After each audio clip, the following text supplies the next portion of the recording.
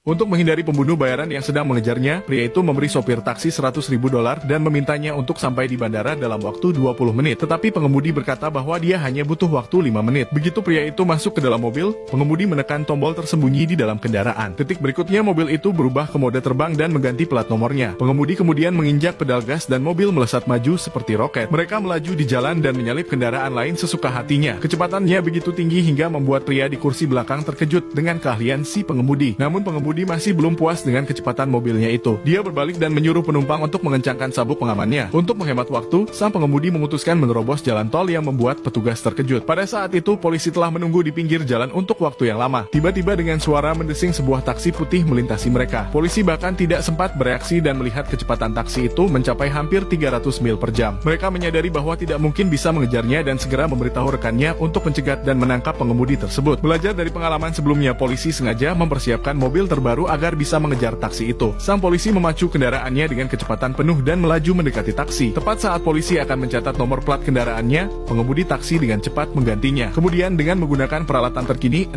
pipa knalpot memanjang dari bagian belakang mobil. Pengemudi menekan tombol dan ledakan energi yang dahsyat dilepaskan dengan jejak api yang panjang di belakangnya. Hingga akhirnya taksi itu dengan cepat menjauh dari mobil polisi. Taksi itu melaju menuju bandara dengan kecepatan supersonik dan dengan mudah mengimbangi kereta berkecepatan tinggi yang berada di sampingnya. Pria di kursi belakang bingung melihat kereta berkecepatan tinggi di luar jendela, tetapi pengemudi berkata bahkan pesawat terbang mungkin tidak lebih cepat darinya. Setelah 5 menit kemudian, pengemudi menginjak rem dan mereka akhirnya tiba di tempat tujuan. Tetapi ketika pengemudi menoleh ke belakang, dia melihat pria itu sedang duduk dengan tenang dan dia adalah penumpang pertama yang tidak muntah di mobilnya. Ketika pria itu baru saja keluar dari taksinya, tiba-tiba ada sebuah helikopter yang melayang di udara. Sang pengemudi tertegun melihat pemandangan itu. Kemudian pria itu meraih tali yang turun dari helikopter dan mengucapkan terima kasih. Hingga akhirnya pria itu pergi menjauh dan pengemudi masih tidak percaya apa yang dilihatnya.